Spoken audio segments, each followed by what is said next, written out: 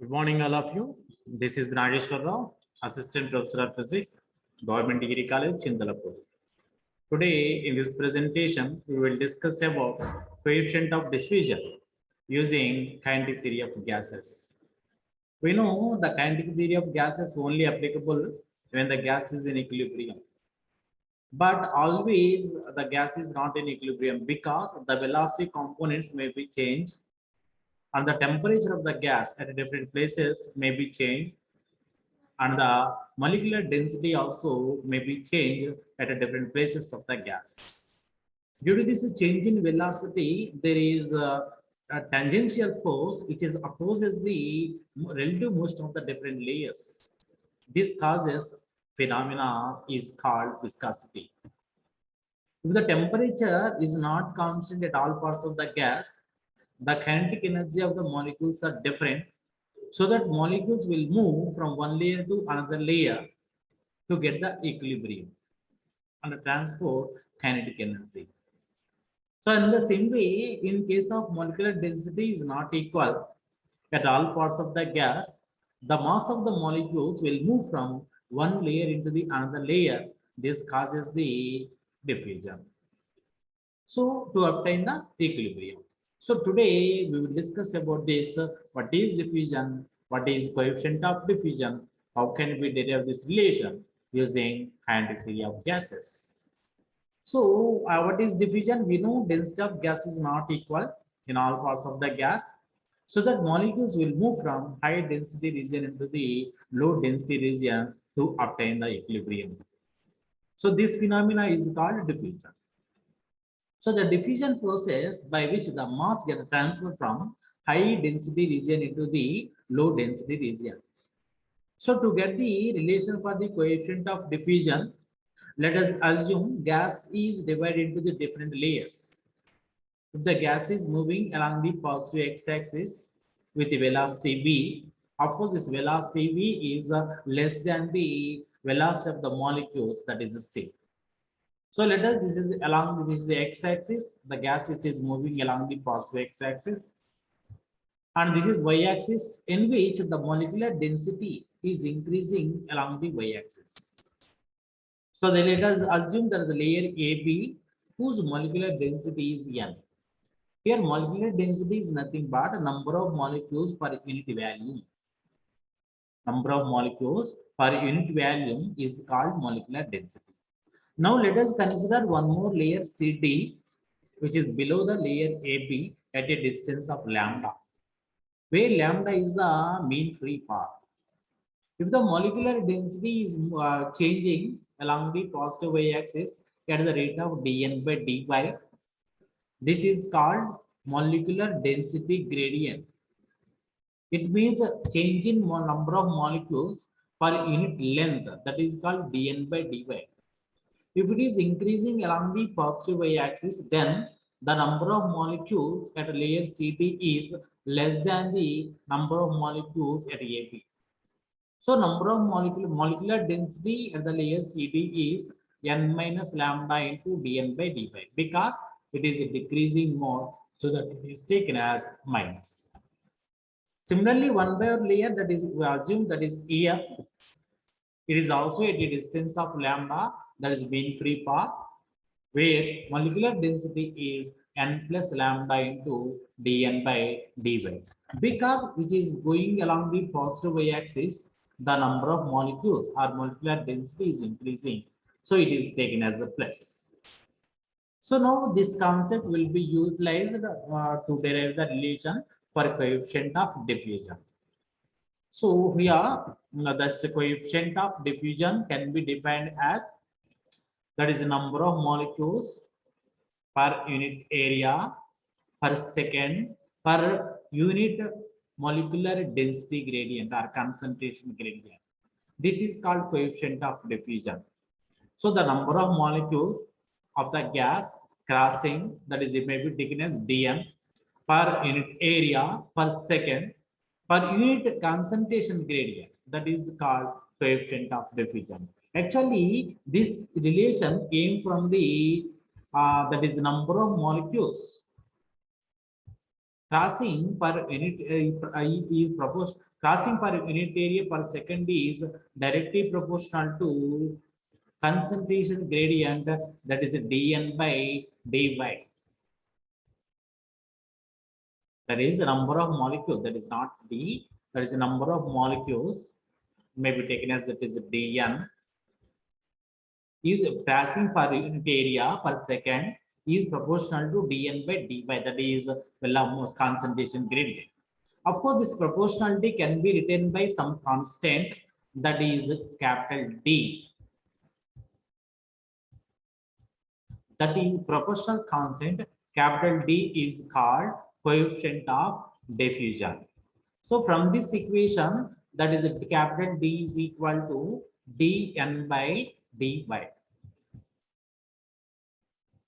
So this is D is equal to dN by dy. Of course, from this we may say that number of molecules crossing per unit area per second is dN is equal to D into dN by dy. Of course, this is may be taken as equation 1. And we may assume that the concentration gradient, of course, that is change in number of molecules per unit length is dN by dy. That is concentration gradient, which is along the y-axis. So that let us assume the gas layers containing with different concentrations. So let us assume these 3 layers, that is A, B, C, D, and E, F. Already I explained. At a distance of mean free path lambda. Of course, if the number of molecules or maybe molecular density of the gas layer is n, then the molecular density of the gas layer CD is equal to n minus lambda into dN by dy, and the molecular density of the gas layer, that is upper layer, EF is equal to n plus lambda into dN by dy. Already I explained you in the previous slide.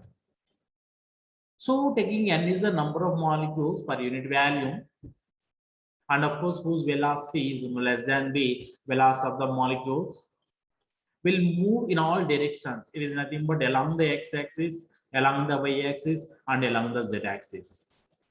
So in the total number of molecules per unit volume n, 1/3 of the molecules will move along the x-axis, 1/3 of the molecules will move along the y-axis, and 1/3 of the molecules will move along the z-axis. So the total molecules the density is n.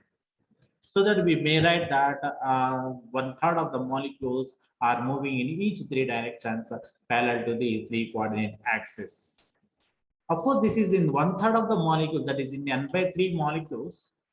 Half of that molecules will move along the positive x-axis, and half of that molecules will move along the negative x-axis.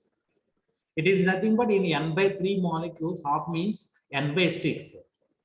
That is n by 6 molecules will move along the positive x-axis, and n by 6 molecules will move along the negative x-axis.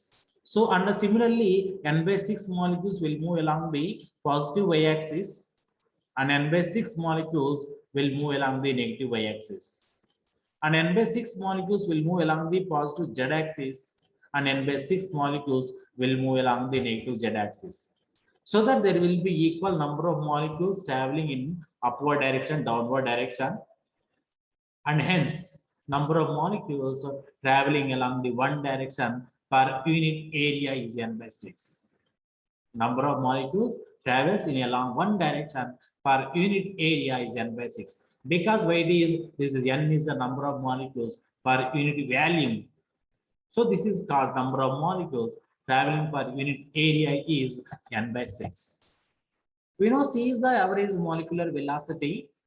So the number of molecules crossing per unit area per second is, that is n by 6 into C, because we know C is nothing but velocity, is nothing but the distance traveled per second. So that per second is added here. So that number of molecules crossing per unit area per second is n into C by 6, where n is molecular density. Here this molecular density is not constant at all layers. We know that the layer AB's molecular density is n, And at the layer, EF is n plus lambda into dn by dy. And at the layer, CD is n minus lambda into dn by dy. So the number of molecules crossing plane AB, right here. This is so there is number of molecules crossing from layer EF to layer AB per unit area per second is, from using this principle, that is C by 6 into n is replaced by n plus lambda into dn by dy. So the number of molecules crossing per unit area per second from layer EF to AB is, that is n1 is equal to 1 by 6 C into n plus lambda into dn by dy. Similarly, some of the molecules will move from CD to AB, and of course, it decreases the number of molecular density of AB. So that in which, that is N2 is equal to 1 by 6 C into n minus lambda into dn by dy, because the molecular density of layer CD is n minus lambda into dn by dy. Of course, the CD layer try to decrease the molecular density of layer AB, and EF layer try to increase the molecular density of layer A. So that number of molecules crossing per unit area per second of layer AB is, that is a dn is equal to n1 minus n2. We know n1 is equal to 1 by 6 C into n plus lambda into dn by dy minus n2 is equal to 1 by 6 C into n minus lambda into dn by dy. Of course, here also 1 by 6 C, where 1 by 6 C is taken as common. This is a plus n, this is minus n, will be cancel each other. Lambda into dn by dy and minus into minus plus lambda into dn by dy. That is a 2 lambda into dn by dy. Of course, this is a 2 will cancel in the 6 3 times.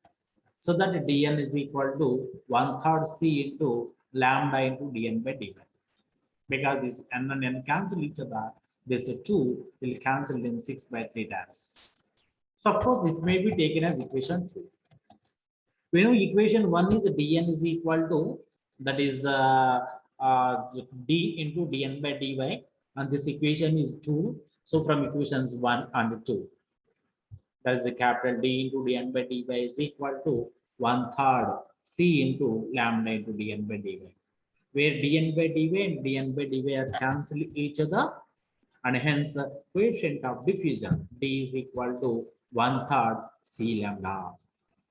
But we know where lambda is the mean free path, that is lambda is equal to 1 by root 2 pi sigma square n, derived from the Maxwell's molecular distribution law. So this is, of course, this is the coefficient diffusion, that is D is equal to 1/3 C lambda. Of course, by substituting this mean free path, coefficient of diffusion D is equal to C by 3 root 2 pi sigma square n. So this is the required relation. Of course, the relation between coefficient of viscosity and the coefficient of diffusion is. So that is relation is by substituting that coefficient of viscosity. Actually, we know the relation viscosity is 1/3 rho C lambda. But we know this coefficient of diffusion is 1/3 C lambda. So 1/3 C lambda is replaced by D. Then coefficient of viscosity eta is equal to D into rho. That is the relation between coefficient of viscosity and coefficient of diffusion. And of course, we can derive the relation between coefficient of thermal conduction and coefficient of diffusion. We know coefficient of thermal conduction is, that is K is equal to 1/3 rho C CV lambda. Of course, the same way we may substitute the value of D, that is coefficient of diffusion, that is 1/3 C lambda, 1/3 C lambda. There is a rho into CV is there. So that coefficient of conduction K is equal to rho CV into D. So this is the relation between coefficient of thermal conduction and diffusion.